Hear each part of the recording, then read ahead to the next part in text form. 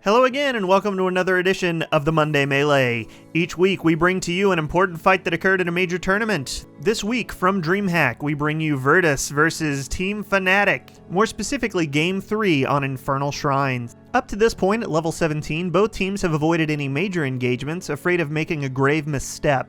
However, this particular shrine is a late-game arcane punisher and is simply too valuable for either team to remain passive. Now, VP is going to begin the shrine, as Fnatic's Falstad has not joined up with his team quite yet, and they're too smart to go in 4 against 5. I cannot overstate the importance of that decision.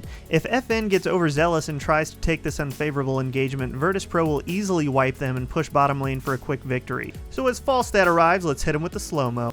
The first thing you're going to notice in this engagement is the force wall goes out to isolate Arthas. Arthas is successfully isolated and instantly gets that divine shield, so he is unaffected as Kharazim pops 7-sided strike. With Arthas invulnerable, Muradin has to pop Avatar just to survive the deadliest high 5 in MOBA history. And Falstad adds insult to injury by telling the rest of the team to get blown, as Raynor calls in the Hyperion to get some zoning so his team can retreat without taking a casualty. Now there's been a lot of grandstanding, but no one has taken a casualty yet. This haul started because Arthas was out of position a little too far, and as Virtus backs off to heal up a little bit before the next engagement, you'll see how important that positioning becomes. Though ETC is the tank, Virtus identifies him as the person most out of position and decides to go all in on him. However, Arthas doesn't get the memo and is going down towards Falstad, who is the squishier target. But it only takes one force wall to put Virtus on the back foot, and instantly everyone has to fall back to try and keep Arthas up. Now Virtus has better health than mana, but if you look closely, Fnatic has better positioning.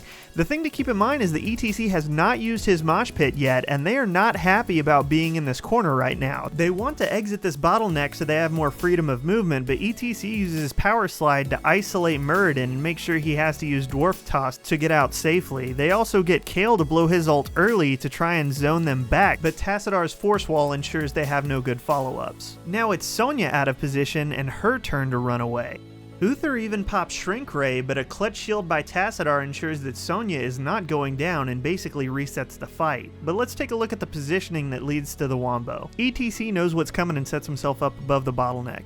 He's also acting as bait as the rest of his team pretends to disengage. Though the team is low, Uther looks good on mana and calls for backup against a seemingly out of position ETC. When the planets align, Falstad provides the air conditioning for what amounts to a murderous mosh pit. And as ETC power slides in to provide his own version of closing time, and Kharazim claims the title of King of the Pit with his 7-sided strike, let's review what went wrong. This game is really a prime example of the importance of positioning. In both situations, Arthas' overextension cost his team the positioning they so badly needed. Virtus started both of these engagements with higher health and mana, but in the end, fighting in that bottleneck created too much of a problem for them and gave Fnatic perfect positioning to get off the Wombo and take the game. The other major thing to keep in mind is that Fnatic did an excellent job showcasing their patience at the beginning of this engagement.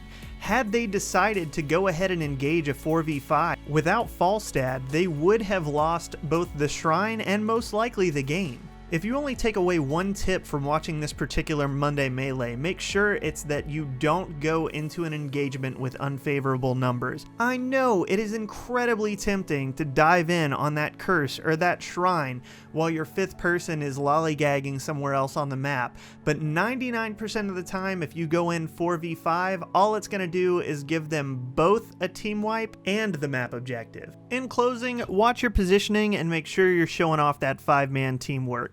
That'll do it for this week's Monday Melee. Again, my name's Josheb. If you enjoyed the video, please like and subscribe, and visit Josheb.com for all your Josheb gaming needs. Thanks so much. We'll see you next week.